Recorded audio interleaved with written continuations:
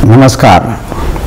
पिछले भाग में हमने आयुर्वेद की शिक्षाओं पर कुछ विचार देखे कि किसे और कितना व्यायाम करना चाहिए। हालांकि केवल व्यायाम करना ही महत्वपूर्ण नहीं है, बल्कि इससे उत्पन्न होने वाले रोग और उसके अनुसार हमें किस प्रकार का व्यायाम लेना चाहिए यह भी महत्वपूर्ण है। और आज हम आयुर्वेद द्वारा दिए गए मार्गदर्शन के अनुसार इस बात पर चर्चा कर रहे हैं कि अलग अलग समय या परिस्थितियों के अनुसार या अपने कर्तव्य के अनुसार यह व्यायाम कब करना चाहिए। शरीर में हम जो भोजन ग्रहण करते हैं उसे शरीर के तत्वों में परिवर्तन करने की आवश्यकता होती है और इसके लिए शरीर की पाचन शक्ति पर ध्यान देना आवश्यक है, जो अग्नि पर निर्भर करती है। कभी बाहरी वातावरण में अधिक गर्मी होती है, कभी अधिक ठंड होती है, कभी कभी दोनों का संयोजन होता है। ऐसे में सृष्टि में यह अग्नि हमारे शरीर में स्थित अग्नि द्वारा दर्शाई जाती है। सृष्टि में जो भी कुछ होता है हमारे शरीर में भी उसी प्रकार की प्रक्रिया होती है। जब हमारे शरीर में अग्नि अच्छी होती है तो हमारे द्वारा खाए जाने वाले भोजन का रूपांतर बेहतर होता है और इसलिए जिस समय यह अग्नि अच्छी होती है वो अच्छी ठंड का समय होता है, अर्थात शीत ऋतु। इसमें बाहर की ठंडी के कारण हमारे शरीर की अग्नि अंदर से बढ़ जाती है और तीव्र होकर बेहतर ढंग से रूपांतर में मदद करती है। फिर जब धूप खिली होती है तो हम जो भोजन करते हैं उसका रूपांतर बेहतर नहीं होता। इसके लिए शीत ऋतु बहुत अच्छी होती है और हम ये भी जानते हैं कि इस दौरान हम पारंपरिक व्यायाम करते हैं। गर्मियों में हम इतना व्यायाम नहीं करते क्योंकि यह अग्नि पर असर डालता है। केवल पेट में ही नहीं होता अग्नि, इसलिए उस दौरान भोजन के पाचन की अवस्था कम होती है। इसलिए भोजन को पचाने के लिए उसे कम मात्रा में लिया जाता है।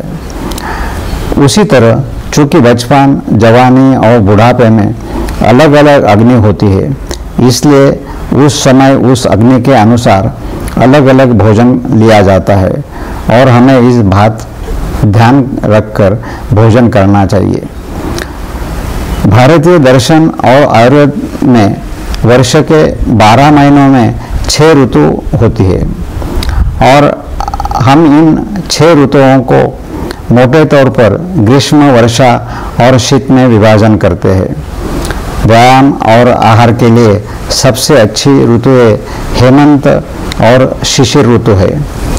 चूँकि श्रावण और भाद्रपद के 2 महीने जिन्हें मानसून कहा जाता है वात प्रकोप काल के होते हैं, इसलिए उस अवधि के दौरान अग्नि प्रकृति की होती है वात के समान विषम। इसलिए कभी भूख लगती है और कभी नहीं, कभी पाचन होता है और कभी नहीं। इसलिए इस अवधि के दौरान सबसे अधिक उपवास किया जाता है, जो स्वास्थ्य के लिए बहुत फायदेमंद है। इस पद्धति की योजना सावधान पूर्वक बनाई गई है। हमें किस प्रकार का आहार लेना चाहिए? दरअसल भारतीय दर्शन और आयुर्वेद में आहार के बारे में कई शिक्षाएं उपलब्ध है। उन सभी के बारे में एक विशाल पुस्तक लिखी जा सकती है। इसका दायरा बहुत व्यापक है, लेकिन आज के हमारे छोटे से विषय में ये जानना आवश्यक है कि हम अपने आहार में कौन से पदार्थ ले सकते हैं व्यायाम के दौरान। और इसके लिए यदि हम चारों ओर देखें तो पहलवानों के व्यायाम करने के तरीके और उसके आहार की योजना पर ध्यान देना आवश्यक है। जैसा कि हमने ऊपर देखा है, सभी 12 महीने एक जैसे नहीं होते, बल्कि विभिन्न ऋतुओं में शरीर में अलग अलग परिस्थितियां बनती है।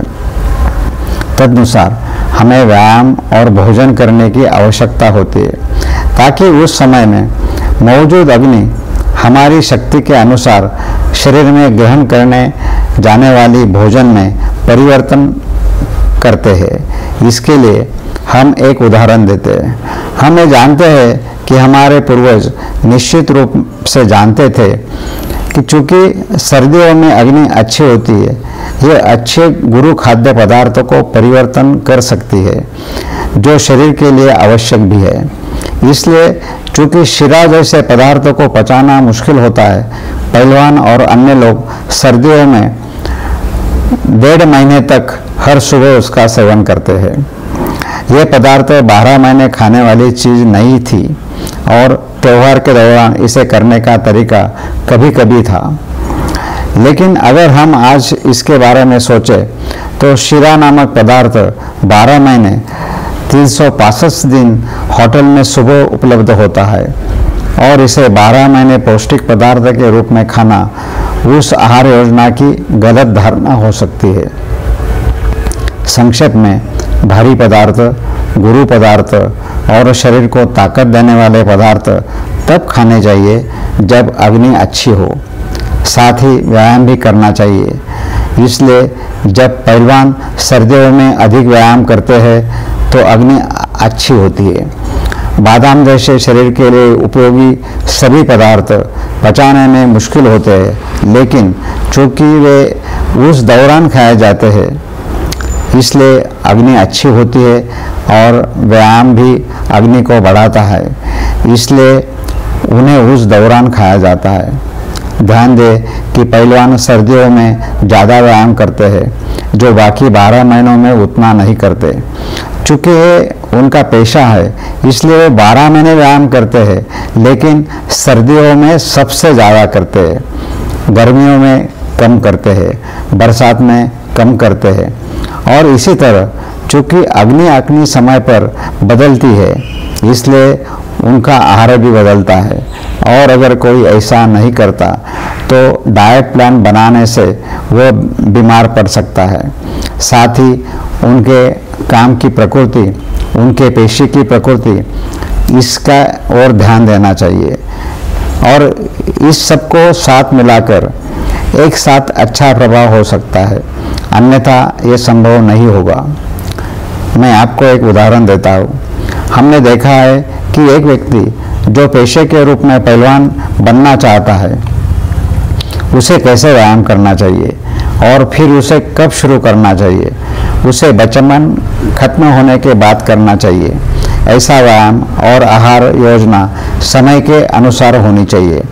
अगर एक 50 साल का आदमी ये तय करता है कि वह अभी पहलवान बनेगा और उसके लिए जब आप उसे कहेंगे तब व्यायाम करेगा, मैं वही खाऊंगा जो आप उसे कहेंगे, मैं उस समय खाऊंगा जो आप उसे बताएंगे।